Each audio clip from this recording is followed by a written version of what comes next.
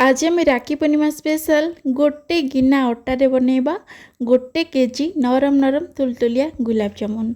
विश्वास होनी ना वीडियो को संपूर्ण देखिले जानीपारे केते सहज भाव में आम आज बनईचे माने गोटे छोट गिना अटारे एत सारा माने 1 केजी पाखापाखि हम गुलाब जामुन होता बहुत बढ़िया होता।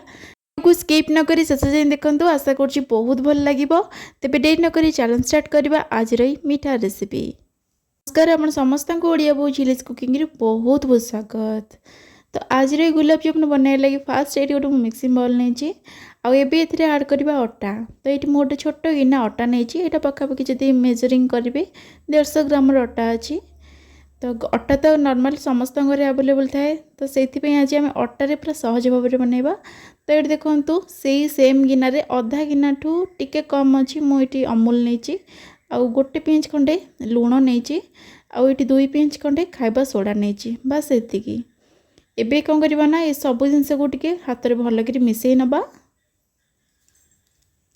ये देखो मु अधा गिना सीजा क्षीर नहीं मु सर सहित ये क्षीरटा नहीं ये अल्प अल्प करके ऐड करवा आउ ये गोटे यह अटा सहित मैंने भल कर गोल नवा। तो यहाँ आम चकटानी अटा चकटा भाया यह हल्का हाथ में देखो ये गोल नहीं यहाँ अधा गिना ठू टिके 2 चमच खंडे अधिक क्षीर लगी। तो आप अटा हिसाब से केते लगे से अनुसार बनइबे। ये गोटे नरम चकटा बनैकी यह कवर कर देछि किसी समय।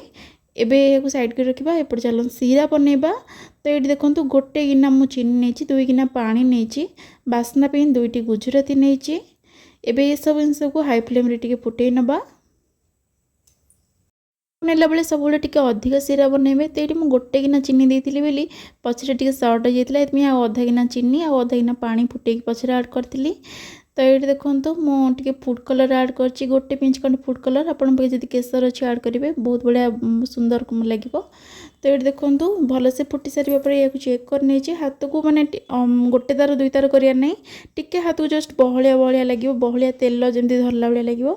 तो से गैस फ्लेम को ऑफ कर नहीं आउ चीनटा आम क्रिस्टलाइज नापी ये गोटे छोट लेंबूटा चुपुड़ी देती भल कर गोल देती। एबे या कवर करके साइड कर रखा आ चलतु आम जो अटा को गोल रखी यह देखी नवा। तो ये देखो ये जो अटार जो गोलाटा आउ थे यह भल कर हल्का भाव में चकटी नवा बेसी प्रेस करें मैंने हल्का भाव में गोल चकट नवा।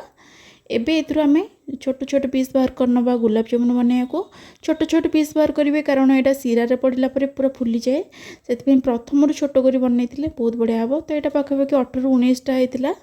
तो ये यहाँ हाथ में मैंने पापुली साहय एमती टिके प्रेस करने यह गोल भाव में बनई नहीं देखिए किसी क्राक न आसे यही भाव में गोटे प्लेन पूरा गोल भाव में बनइबे और यह रखी नहीं।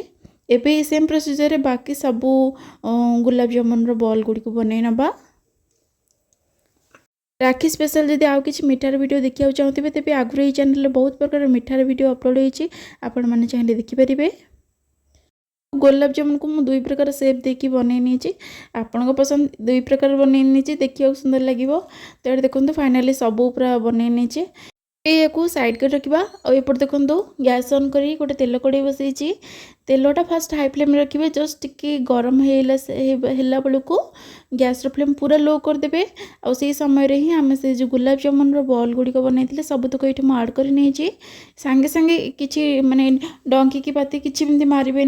तो यहाँ सेमती ही रखिदे चामचटा साइड रो टिके टिके एमती मारे जहाँफल यहाँ कम ना भल से फुलवा को साहाय्य कर भल से जो देखिए फुली आसूची धीरे धीरे चामचर पछ भाग यह उल्टे ने।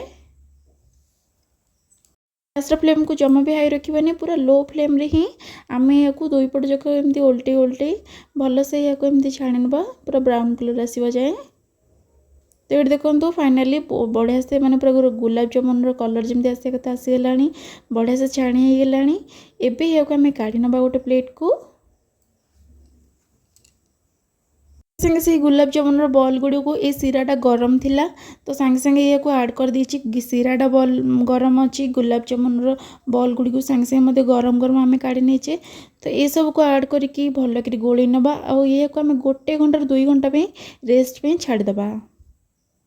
तो ये 2 घंटा पर देखो यार कवर खोली नहीं ये देखो साइज रे केते बड़ बड़ होइछि पूरा नरम को तुलतुलिया होइछि बढ़िया से 2 घंटा भितर एते बढ़िया से फुली थिला आपण माने विश्वास करि परिबेनी गोटे थर या को निश्चय बनातु ए राखी स्पेशल आपण माने बनातु कम समय रे बनिबो आ बहुत सहज लागबो ए मिठाटा आपण माने घरे माने एते कम अटा रे एते सारा बनै परिबे घर लोक खाया को दियंतु केमति लागिला आज रेसिपीटा मते कमेंट रे निश्चय जणेबे देखा आउ एक नया वीडियो रे से पर्यंत जाई रहूची धन्यवाद।